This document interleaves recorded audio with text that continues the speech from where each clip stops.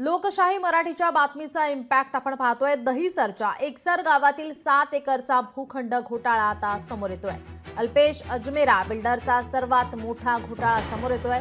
प्रस्तावित रुग्णालयाची जागा नफेखोरासाठी लाटली असल्याची चर्चा आहे। मात्र प्रस्तावित रुग्णालयासाठी कोणतंही पाऊल उचललेलं नाही। लोकशाही मराठीच्या बातमीनंतर मुद्दा विधानसभेमध्ये घेण्यात आलाय।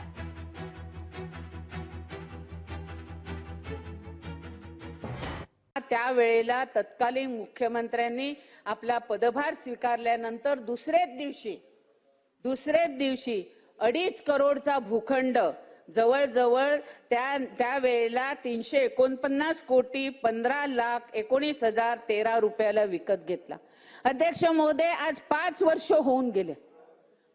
होऊन गेले तरी सुद्धा ह्या भूखंडावरती ज्या बिल्डरने, ज्या अधिकाऱ्यांनी ह्याच्यावरती भ्रष्टाचार केलेला आहे, ज्या एखाद्या नेत्याने त्याच्यामध्ये पुढाकार घेऊन हा भूखंड 2.5 करोडचा 349 कोटीला दिलाय, त्याच्यावर अजून कारवाई झाली नाही। आम्ही त्यावेळेला सुद्धा मागणी केलेली की जो गैरव्यवहार करणारे, दोषी आढळणारे व्यक्ती आहेत त्यांच्यावर शासनाने कडक कारवाई करावी अशी मागणी मी त्यावेळपासून करत आहे, पण ती अजून होत नाहीये। तरी गृह खात्याने त्याच्यावर चौकशी करून जे दोषी आहेत त्यांच्यावर कारवाई करणं गरजेचं आहे।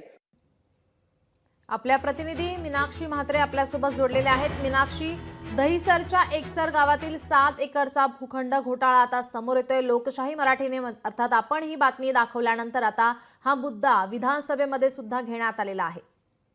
निश्चितच, कारण खरं तर आपण पाहतोय की दहिसर एकसर गावातलं हे महापालिकेचं जवळपास 7 एकरचं भूखंड अद्यापही खातपत पडलेला आहे। आणि ज्या पद्धतीत आपण पाहतोय की जे विकासक आहेत अल्पेश अजमेरा यांनी 2021 मध्ये 2.97 कोटी रुपयांना ही जमीन खरेदी केली होती आणि त्यानंतर 30 महिन्यातच बीएमसीने ते 54 कोटी रुपयांना विकत घेण्याचा निर्णय घेतला।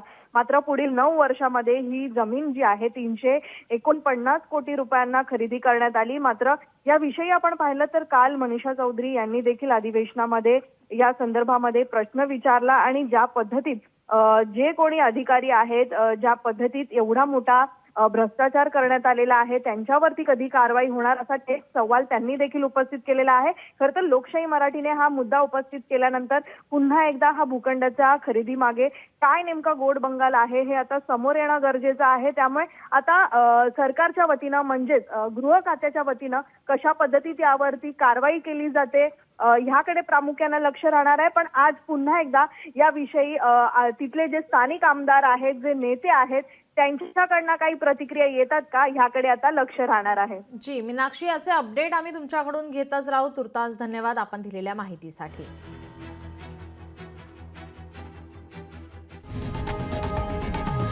लोकशाही मराठी ऐका, पहा, जागरूक रहा।